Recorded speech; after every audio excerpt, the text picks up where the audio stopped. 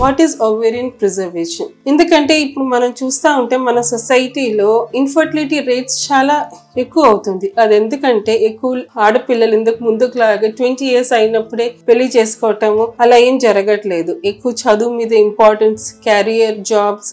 So దానివల్ల infertility rates కూడా పెరిగిపోతుంది. ఎందుకంటే ఒక లేడీస్కి ఒక క్లాక్ ఉంది. ఆ క్లాక్లో 35 years దాటిన తర్వాత ఎక్స్ అంటే చాలా తక్కువ ఒక లేడీస్లో. సో దానివల్ల మనకి ఇప్పుడు ఉన్న సొసైటీలో మనం చూసే మన సందర్భంలో ovarian cryopreservation is very important. So what is ovarian? Who needs it?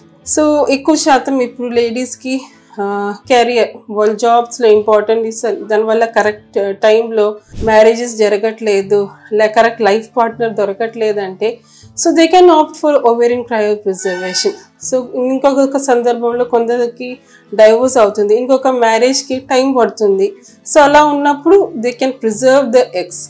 So ఇదని ఆప్షన్స్ ఇన్ఫర్టిలిటీ ట్రీట్మెంట్లో ఉంది. అది మీరు సద్వినియోగం చేయండి. సో లేకపోతే ఏమవుతుందంటే 35 years దాటిన తర్వాత లేడీస్కి ఎగ్ అంతా ఆగిపోతుంది, ఇంకా రిలీజ్ కూడా అవ్వదు. సో ఇంకా మనం డోనర్ ఆప్షన్కి వెళ్ళాలి. అదే మనం ఎగ్స్ మనం ప్రిజర్వ్ చేసామనుకో అది లేటర్ మన ఫ్యూచర్ యూస్కి మనం చేయొచ్చు. ఒకవేళ సింగిల్ ఉమెన్, అన్మ్యారీడ్ ఉమెన్ అయితే డైరెక్ట్ ఎగ్ ఫ్రీజింగ్. ఒకవేళ ఆల్రెడీ డైవోర్స్డ్ లేడీ అయితే లేకపోతే పార్ట్నర్ ఇంకొక రాజ్యంలో ఉంది, ఇంకా వచ్చేసరికి లేట్ అవుతుందంటే ఎంబ్రియోస్ తయారు చేసి అది ఫ్రీజ్ చేయొచ్చు. That is very important. So that can be medical problems కూడా కొన్ని లేడీస్కి ఉంటాయి, like lupus nephritis, premature ovarian insufficiency. So అలాంటి కండిషన్స్లో కూడా ovarian cryopreservation makes a lot of difference. So it can be society, it can be a carrier option, it can be even cancer. కొందరికి cancers వస్తాయి. So you have to go for surgery, radical surgery.